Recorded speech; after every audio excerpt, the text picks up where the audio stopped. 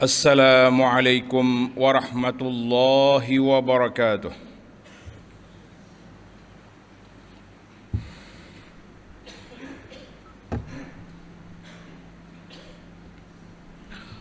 Alhamdulillah.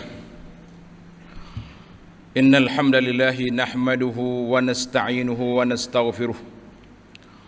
Wa na'udzu billahi min shururi anfusina wa min sayyiati a'malina.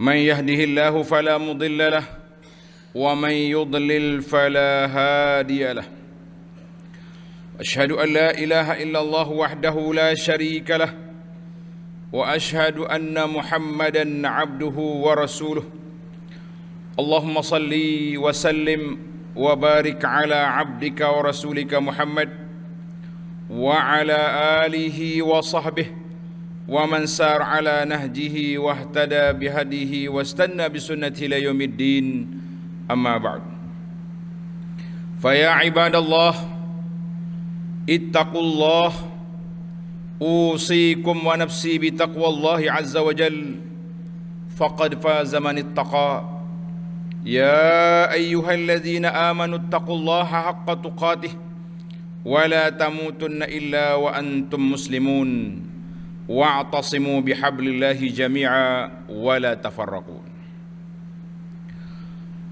Para jemaah sekalian, hendaklah kita bertakwa kepada Allah Azza wa Jalla fis sirri wal alan. Sentiasalah kita bertakwa kepada Allah Azza wa Jalla dalam semua keadaan kita. Tingkatkan ilmu kita dengan belajar, menghadiri majlis ilmu. Kita daripada tak belajar, kita kena belajar. Kita nak belajar, pilihlah yang terbaik. Jangan kira pakam ngaji je. Hari ini kita tengok macam-macam ada. Ada orang yang mengajar, tetapi kita tak tahu sumber ajaran dia dari mana. Tidak ada daripada Quran, tak mari daripada hadis Nabi sallallahu alaihi wasallam. Maka kita nilailah dengan otak kita. Allah Ta'ala beri kepada kita akal untuk memilih di mana ke tempat kita nak belajar dan apa yang patut kita pelajari. Jangan kita memandulkan akal semata-mata percaya kepada kata orang. Para jemaah sekalian, zaman kejerubuan pemikiran. Hari ini yang membawa ajaran yang pelik, bahkan yang digezet sebagai ajaran sesat pun pakai kopiah, pakai serban. Tapi bila kita dengar dia bercakap, kita tahu mana ada orang boleh keluar daripada syariat Allah Azza wa Jalla sampai mereka mengatakan guru kami ini mursyid, tak payah solat Jumaat, tak perlu solat berjamaah. Kita mengatakan Nabi yang paling mursyid di atas dunia ini pun solat berjamaah, sehinggalah di saat nak wafat Nabi kita dipapah keluar daripada rumahnya untuk solat bersama dengan para jamaatil muslimin. Alhamdulillah, pada hari ini Jumaat 14 Muharram 1444 bersamaan dengan 12 Ogos 2022, tajuk yang dibincangkan iaitulah satu penyakit, nama dia kemurungan ataupun dia panggil depression. Penyakit kemurungan ini satu penyakit yang berbahaya, yang perlu kepada rawatan segera. Tak boleh kita kata biasa tu, tak cukup tidur, kena panado kat sihat. La. Di mana penyakit kemurungan ini boleh membawa kepada kematian. Boleh membunuh diri atau dia bunuh orang. Sama ada dia bunuh dia atau dia bunuh orang, wal'iyazubillah. Kerana bila dia dalam keadaan begini, dia panggil stres, cakap dengan orang pun tidak, tiba-tiba dia buat satu tindakan yang kita tak tahu. Bila berlaku, semua jiran tetangga, kawan-kawan kata, dia ni baik ya, jujur dia ni. Tapi kita tak tahu penyakit dalaman dia. Maka keluarga yang terdekat, isteri kena tengok keadaan suami, suami pun sama tengok keadaan isteri. Nampak kemurungan, jangan duduk perli-perli. Nanti dengan anak-anak dia campak keluar. Nak kata apa? Maka para jemaah sekalian, secara umumnya perjalanan hidup kita di atas dunia ini akan menghadapi pelbagai ujian hidup, sama ada gembira ataupun sedih, suka atau duka, senang atau susah.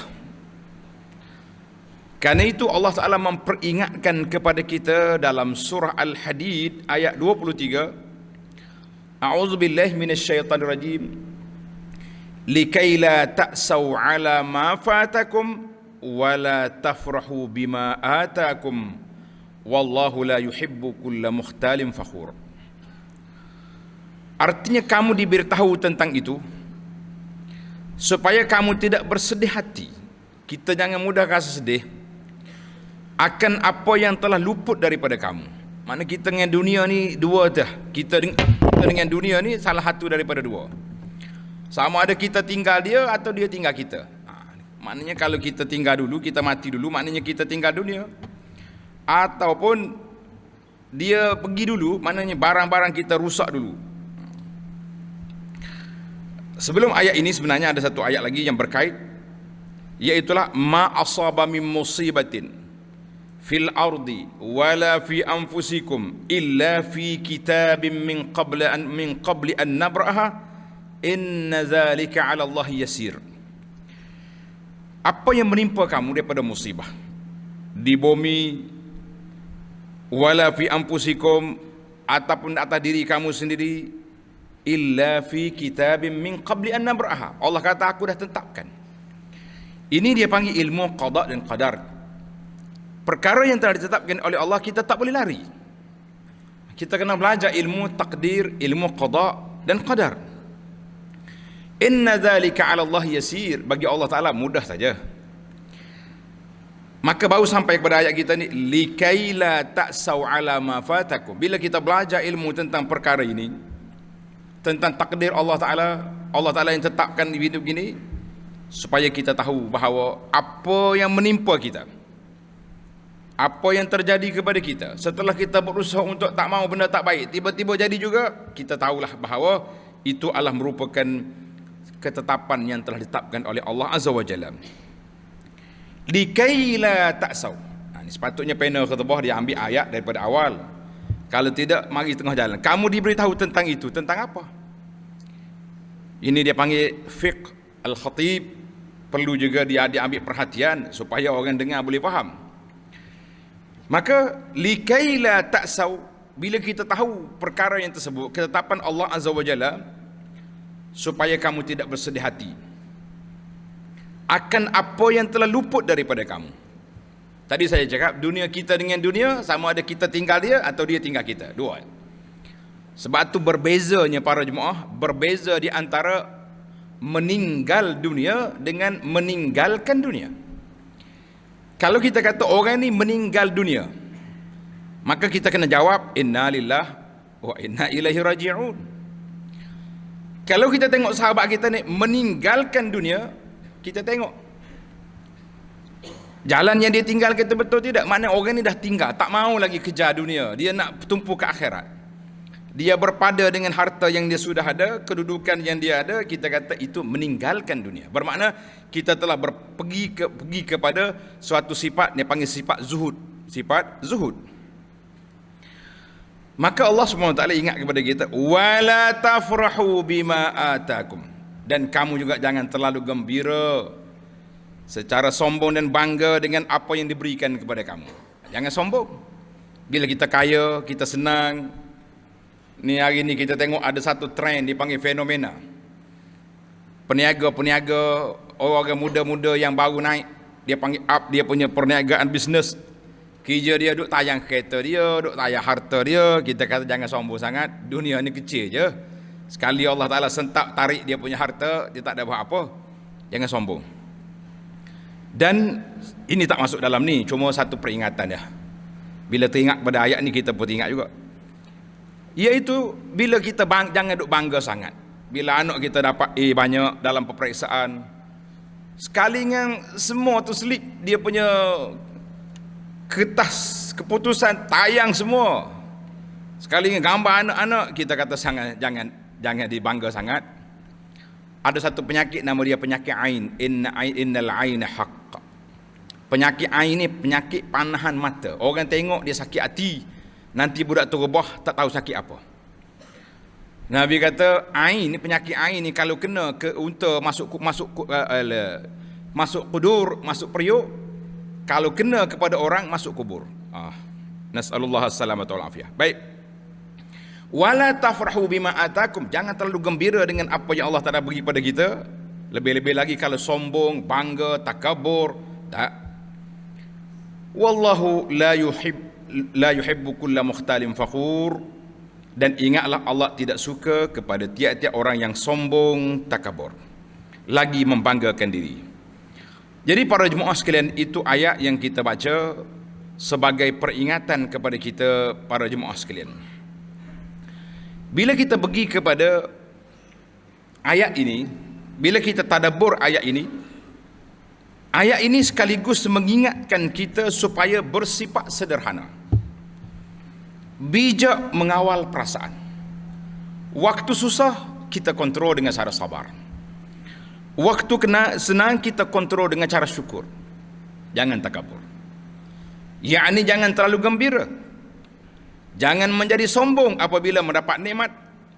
Jangan pula terlalu bersedih jika tidak memperolehi sesuatu perkara yang kita suka. Kesedihan yang melampau membawa kepada kemurungan. Kegembiraan yang melampau membawa kepada kesombongan. Maka waqsid fi masyik waghdud min sautik. Allah sebut cerita Sayyidina Luqman, dia berpesan waqsid fi masyik, berjalan dengan cara sederhana, perlahankan suara. Mana Islam mengajar kepada kita al-wasatiyah, kesederhanaan dalam semua perkara. Para jemaah sekalian, penyakit yang kita nak bincang ini nama dia penyakit kemurungan, adalah gangguan suasana hati yang melampau, menyebabkan seseorang merasa sedih yang amat sangat dan mengganggu cara berfikir. Sedih, ganggu cara berfikir. Penyakit ini boleh dihidapi oleh semua orang, tak kira dia kategori mana, orang besar ke orang kecil, orang miskin ke orang kaya, semuanya. Kalau tanya pihak doktor di hospital bahagian ni, dikata semua ada. Yang mari ni semua ada.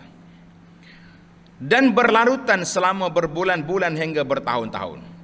Ada seorang ni, kita tengok dia sehat, molek, aktif. Tiba-tiba nampak kurus. Kata, kenapa ni? Dia kata, saya tak boleh tidur, Ustaz. Tak boleh tidur. Dia nyatakan sebabnya kecil sangat-sangat. Sebab dia lantik dalam satu jawatan kuasa. Saya tak sebutlah nama kelab, takut orang yang kelab berkenaan rasa susah macam kita pergi dia pula. Tapi oleh kerana dia dilantik dalam jawatan kuasa ini, kemudian dia diminta supaya mencari duit. Bila dia tak dapat target yang dia nak, dia fikir malu kepada orang. Bermula di situ, tak boleh tidur, sampai membawa kepada penyakit kemurungan yang melampau. Sikit je dia punya punca. Kalau kita rasa kita tak mampu, letak jawatan je lah, susah apa. Tapi duk fikir sangat-sangat, akhirnya begitu jadi. Penyakit ini boleh dihidapi oleh semua orang dan berlarutan selama bertahun-tahun. Apa yang membimbangkan kita ialah telah terdapat pertambahan kes-kes bunuh diri dalam kalangan mereka yang mengalami kemurungan ini. Oleh sebab itu, penyakit ini hendaklah mendapat rawatan segera. Manakala kita tengok ada masalah, cepat-cepat kita pergi. Sama ada kita pergi jumpa doktor, bahagian psikologi, bahagian apa ni, tanya hospital lah. Dan tidak salah juga kalau kita pergi kepada ustaz-ustaz yang boleh ruqyah, baca ayat-ayat Quran, jampi. Tapi jangan ustaz yang merapu, gi itu pakai selalu dah, ni kena buat orang ni. Oh, orang ni, orang deki dah ni. Siapa dia hok buat? Tu hok tangga beradaknya tingkat rumah kita. Ni ahli sihir, ahli nujum, jangan pergi ke orang macam ni. Tapi masyarakat kita ni pelik. Kalau dia tanya ustaz tak boleh tahu, tak boleh bagi tahu orang sihir dia, orang penyakit dia, dia kata tak pandai dia tu. Dia kadang-kadang ada yang terlibat dalam masalah ini psikologi ya. Ada seorang orang kawan kita jugalah. Dia tak boleh tidur. Ni cerita ni, jangan cari pasal pula dia. Anda kata apa yang kita boleh buat? Kata pergi jumpa doktor. Dia kata doktor mana malam-malam ni? Daripada dia duduk tak tidur, baik aku buat sesuatu. Kan Nabi sebut dalam hadis, manusia yang baik itu manusia yang boleh beri manfaat kepada orang. Kebetulan ada tangan kita Zam-Zam. Kita ambil Zam-Zam, baca Fatihah, tiup bagi dia. Esok dapat SMS, dia kata Allahu Akbar, tenang molek tidur semalam. Lepas ni jangan bagi botol Zam-Zam pula ni. Itu cerita saja. Maknanya kadang-kadang penyakit tu psikologi. Bila ada orang ambil cakna ke dia, bila kita ada apa ni, kita cuba baca, iyalah Fatihah tu surah dalam Quran, surah yang paling mulia, yang diberkati oleh Allah Azza wa Jalla, tidak salah. Tapi maknanya ada sesuatu perkara kadang-kadang simple je nak menyelesaikan masalah. Penyakit kemurungan adalah gangguan suasana. Telah berlaku banyak kes-kes bunuh diri dalam kalangan mereka yang mengalami kemurungan yang perlu kepada rawatan segera. Para jemaah sekalian, sedarlah saudara sekalian, berdasarkan kajian, seseorang yang mengalami kemurungan mempunyai tanda yang berbeza-beza. Kita tak boleh nak kesan. Bagaimanapun secara umumnya, tanda kemurungan itu antaranya ialah, yang pertama, sedih berpanjangan. Duk dengan dia kau duk jebek, sedih. Yang kedua, mudah marah. Marah tak ada sebab. Tiba-tiba mengamuk tak tahu pasal. Nah, kalau ada gelas tangan dia pelepong pecah. Selipar ke tangannya sepak, tak ada kerja apa. Yang ketiga, hilang minat untuk melakukan kerja-kerja seharian. Jadi malah kau duduk tidur ya. Menghadapi susah tidur. Ini yang banyak terjadinya, kita nampak bila tak boleh tidur. Bila tak boleh tidur, dia mari stres. Dia bisik dalam telinga. Bila bisikan dalam telinga macam-macam, mu ni akan mati, mu macam-macam dia punya syaitan mari. Ataupun terlebih tidur. Ni pun kena cek juga. Tengok orang terlebih tidur kuat sangat ni, kita kena tanya, mu ni stres ke mana? Kadang-kadang tidak stres pasal jenis tak ada kerja sangat, maka tidur. Tidak ada selera makan atau terlebih makan. Hak tak selera kita mudah kesan, hak terlebih ni payah sikit. Pasal ramah hak ni. Merasai hilang matlamat hidup, hilang nafsu seks, putus asa untuk hidup. Yang ni memang berlaku. Ada seorang budak, dia telefon saya dalam pukul 12 malam lebih. Kebetulan kita tak tidur, buat kerja. Anak angkat telefon. Jarang kita angkat malam, tapi nasib budak tu. Dia kata, Ustaz, Abu Anas, kata saya. Dia kata, Ustaz tahu masalah saya? Kata, mana anda tahu apa masalah? Dia kata, saya sekarang ni nak bunuh diri. Astaghfirullahalazim. Kita kata, jangan bunuh diri. Nyawa kita satu ni ada. Allah boleh pinjam sekejap. Anak pun rasa geram juga kadang-kadang kalau kita jawab, kata bunuh lah. Dah. Salahnya bunuh diri sungguh, kebetulan dia rakam ucapan tu. Boleh mari cari dia, mari kata ustaz ni batik fatwa karun ni suruh bunuh diri. Jadi alhamdulillah kita main psikologi dengan dia. Tapi kena layan lah. Habis masa lah kitanya. Dia cakap nak bunuh diri. Kata apa? Allahul Musta'an. Banyak masalah. Jadi putus asa dah. Bagi dia semua orang benci dengan dia, Tuhan pun tak sayang dengan dia. Kata, mana mu tahu Tuhan tak sayang? Dia kata, adik-beradik saya, hak lain-lain sihat belaka. Hak perempuan tak tutup aurat pun sihat. Saya ni hak tutup aurat molek-molek ni tak. Panjang juga cerita. Ada kalanya merasai suasana hidup di dunia ini gelap. Hidup tidak berguna lagi, tak ada, semua orang benci dengan kita. Dan merasai lebih baik mati daripada hidup. Ini di antara simptom lah. Kalau kita tengok orang-orang macam ni, jangan biarkan, jangan kata, budak mereng itu, jangan duduk mereng. Nanti tengok tergantung dalam bilik, nak kata apa. Jika tidak mendapat rawatan yang sempurna, maka mereka yang mengalami penyakit kemurungan yang berat akan membunuh diri, wal'iyazubillah. Maka mereka yang mengalami kemurungan yang sering mendakwa, ini biasanya ini arahan, ini dakwaan mereka. Dia mendapat arahan bisikan suara gaib. Dia kata dia dengar dalam telinga dia ada arahan. Seolah-olah arahan itu macam wahyu daripada Allah. Mula membuat gitu, buat gini, maka berlakulah benda yang tidak baik. Maka kita perlu sedar bahawa musuh manusia yang besar iaitulah syaitan. Inna syaitana lakum adu fattakhidhuhu aduwa. Syaitan musuh kamu, jadikan dia musuh, jangan jadi kawan. Syaitan sentiasa mengintai gerak-geri manusia. Syaitan akan mengambil peluang terbaik, membisikkan di telinga manusia yang menghadapi masalah hidup. Syaitan membisik supaya mengambil tindakan yang bertentangan dengan kehendak agama. Sabda Nabi SAW, inna syaitana yahduru ahadakum inda kulli syai' min sya'ni hatta yahduruhu inda ta'amihi. Sesungguhnya syaitan mendatangi kamu dalam setiap keadaan, semua benda, sehingga ketika kamu makan pun syaitan turut hadir. Hadislah Muslim. Dalam kitab perisai Muslim yang saya terjemah tu, tuan-tuan ambil, semua ajaran Nabi sebut, bila kita nak masuk rumah, kita baca bismillah, syaitan tak masuk. Kalau tak baca, dia masuk sekali. Bila kita nak makan, kita tak baca bismillah, syaitan gomoh sekali. Bahkan duduk dengan isteri pun, kalau tak baca, syaitan tumpang sama. Yahduru inda kulli syai'. Nabi kata semua keadaan syaitan mari. Tengah solat mari, dalam tandah tersuruh kira tu.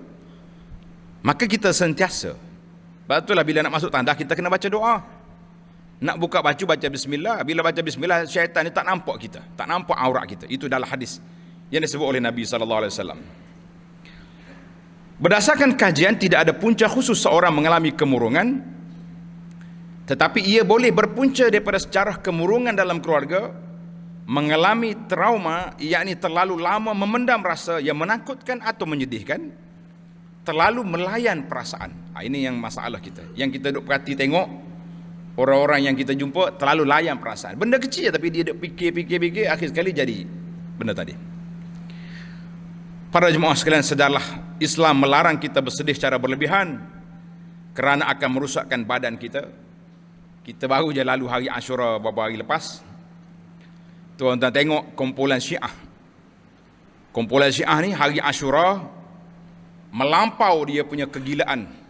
Dia ambil pisau, besi benda tajam, pukul tubuh Hussein. Itu kerja kelompok Syiah. Oleh kerana mulut dia jahat, Syiah ni, dia tuduh Sayyidah Aisyah dengan tuduhan jahat, maka tuduhan qazaf dia tu Allah Ta'ala bagi dia sendiri yang pukul dia. Jadi kalau tengok duk mai Hussein, itu kelompok Syiah, jangan duk kasar. Bersedih lebih-lebih sangat. Tak. Ini lebih pada depression lagi tu. Kelompok Syiah ni, kesesatan yang gila melampau kata orang. Maka sebagai seorang yang beriman, kita hendaklah berani menghadapi cabaran hidup. Firman Allah Ta'ala, wala tahinu wala tahzanu wa antumul a'launa in kuntum mu'minin. Janganlah kamu merasa lemah dalam perjuangan mempertahankan dan menegakkan Islam, dan janganlah kamu berduka cita terhadap apa yang menimpa kamu, padahal kamulah orang-orang yang tertinggi mengatasi musuh dengan mencapai kemenangan jika kamu orang-orang yang bersungguh-sungguh beriman.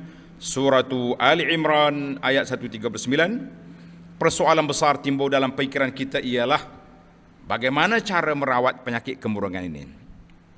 Berdasarkan kajian yang dibuat ke atas mereka yang berjaya sembuh daripada penyakit ini, maka terdapat beberapa ikhtiar rawatan yang membawa kepada suasana hati yang sihat, insya-Allah. Yang pertama, tanda rawatan kemurungan yang pertama, jangan malu untuk mendapat rawatan.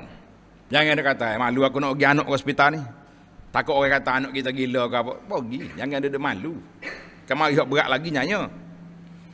Hendaklah segera membuat rawatan di hospital, patuhi nasihat pegawai perubatan, pegawai kaunseling, jangan duk pandai-pandai sendiri. Dan satu lagi, jangan rahsia, cerita belaka apa yang berlaku.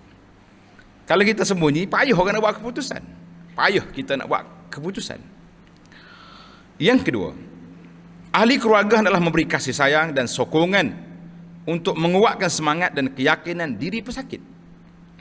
Kasih sayang keluarga dan masyarakat ini dapat menghiburkan hati pesakit dan menghilangkan kesedihannya, insya-Allah. Yang ketiga, menjaga kesihatan fizikal seperti ambil makanan yang sihat, tidur yang cukup dan melakukan kesenam-senaman. Masalah tidur ni lah masalah tak cukup ni. kita kena suruh dia tidur. Dia tak kira lah, dia tak boleh tidur malam, kita suruh tidur tengah hari contohnya. Tapi kena usahalah. Yang keempat, sentiasalah at-taqarrub ila Allah. Ini di antara jalan yang besar mendekatkan diri kepada Allah yang menciptakan kita. Boleh jadi dengan kesibukan urusan dunia kita terputus lama hubungan dengan Allah. Baca Quran pun tak baca, zikir pun tak ada, majlis ilmu tak hadir, menyebabkan suasana hati kita sedih, kosong hati kita, kosong daripada mengingati Allah Azza wa Jalla. Sedangkan Allah Ta'ala bagi tawaran kepada kita dalam suratul Ra'd ayat 28, ala bizikrillahi tatma'innul qulub. Ingatlah dengan berzikir, mengingati Allah, tenang tenteramlah hati manusia. Ayat ini amat hebat sekali. Allah menjadi penjamin kepada kita. Sesiapa yang sering berzikir, zikir yang maksur lah yang Nabi kita ajar. Jangan duk zikir melompat, pusing kepala, itu lagi bertambah pening nama dia orang itu. Atau mengingati Allah, sentiasa berzikir atau mengingati Allah akan dapat menyelamatkan hati dan yang tidak tenteram. Semakin banyak kita berzikir, fikiran kita semakin terbuka, hati semakin tenteram, keimanan dan ketakwaan kita kepada Allah semakin bertambah, insya-Allah. Baiklah para jemaah sekalian, kita beri setakat itu dulu. Barakallahu li wa lakum fil Qur'anil azim wa nafa'ani wa iyyakum bima fihi minal ayati wa dzikril hakim wa taqabbala minni wa minkum tilawatu innahu huwas samiul alim. Aqulu ma tasma'un wa astaghfirullah li wa lakum fastaghfiruh wa li jami'il muslimin wal muslimat fastaghfiruh innahu huwal ghafurur rahim. Alhamdulillah,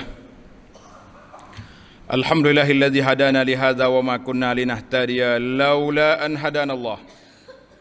Asyhadu an la ilaha illallah wahdahu la syarika lah wa asyhadu anna Muhammadan abduhu wa rasuluh.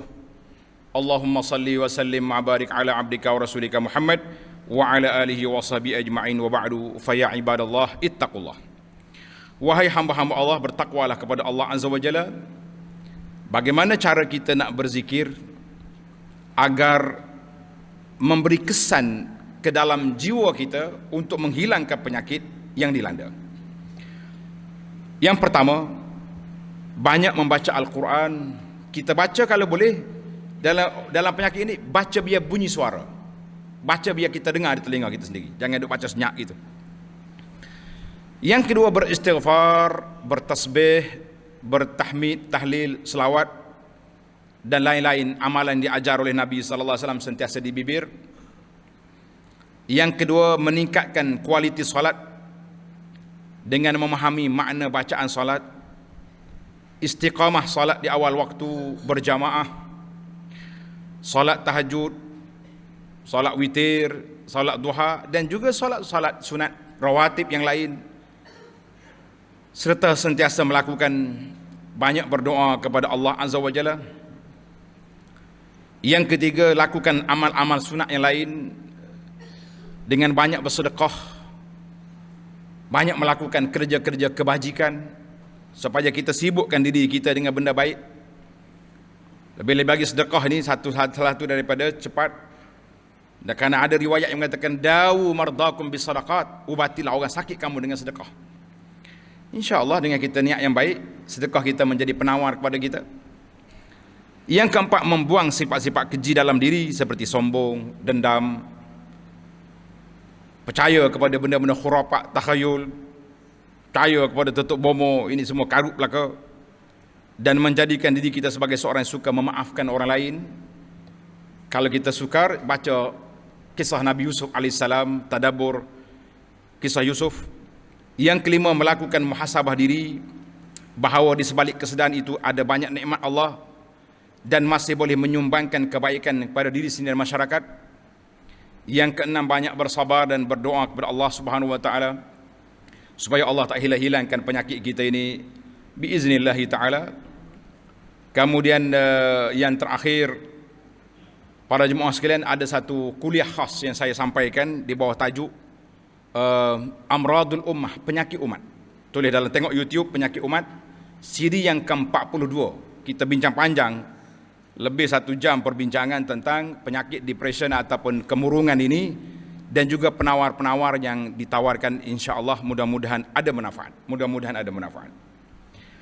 Baiklah para jemaah sekalian, kita juga kena ingat kepada pesanan Allah Ta'ala, ya qul ya ibadiyalladzina asrafu ala anfusihim la taqnatu min rahmatillah. Wahai hamba-hambaku yang melampaui batas terhadap diri mereka sendiri dengan perbuatan maksiat dan apa saja, janganlah kamu berputus asa dari rahmat Allah. Innallaha yaghfiruz dzunuba jami'a. Sesungguhnya Allah Ta'ala mengampunkan segala dosa-dosa. Innahu huwal ghafurur rahim. Sesungguhnya Allah lah jua yang maha pengampun lagi maha mengasihani. Surah Az-Zumar ayat 53. Jadi para jemaah sekalian, pada hari Jumaat dan hari-hari yang lain, sentiasalah kita berselawat ke atas Nabi sallallahu alaihi wasallam, kerana perintah Allah dalam Al-Quran, innallaha wa malaikatahu yusalluna 'alan nabi ya ayyuhalladzina amanu sallu 'alaihi wa sallimu taslima. Allahumma salli 'ala Muhammad wa 'ala ali Muhammad kama sallaita 'ala Ibrahim wa 'ala ali Ibrahim wa barik 'ala Muhammad wa 'ala ali Muhammad kama barakta 'ala Ibrahim wa 'ala ali Ibrahim fil 'alamin innaka Hamidum Majid. Allahumma ighfir lil mu'minina wal mu'minat wal muslimina wal muslimat al ahya'i minhum wal amwat innaka sami'un qaribun mujibud da'awat. Allahumma alli baina qulubil muslimin wa aslih zata bainihim wansurhum ala aduwika wa aduwihim. Ya Allah, ya Tuhan kami, pada saat yang diberkati, waktu mustajab ini, yang diberkati ini, Allah, kami mohon dengan kepadamu ya Allah, dengan nama-Mu yang maha indah, dengan sifat-Mu yang maha tinggi, supaya Engkau hilangkanlah penyakit-penyakit, khususnya penyakit kemurungan ini kepada saudara-saudara kami yang menghidapinya, kepada siapa saja sahabat-sahabat kami yang menghadapinya, rabbal-alamin, kembalikan mereka hidup dalam keadaan aman damai. Hilangkanlah waswah dalam diri mereka, hilangkanlah keserabutan dan segala perkara yang tidak baik daripada mereka dan daripada kami sekalian, ya rabbal alamin. Allahumma ansur ikhwanal muslimin al mustad'afina fi Palestin wa fi kulli makan ya karim. Allahumma waffiq waliya amrina tuanku sultan wa naibahu wa usratahum ila ma tuhibbu wa tardah. Allahumma khudh bi nasiyati lil birri wat taqwa. Allahumma hayyi' lahumul bitanata as-salihah allati tadulluhum 'alal khairi wa tu'inhum 'alaihi ya rabbal alamin. Rabbana atina fid dunya hasanah wa fil akhirati hasanah wa qina azaban nar. Wa sallallahu wa sallam wa barak ala Muhammad wa ala alihi wa sahbihi ajma'in walhamdulillahi rabbil alamin.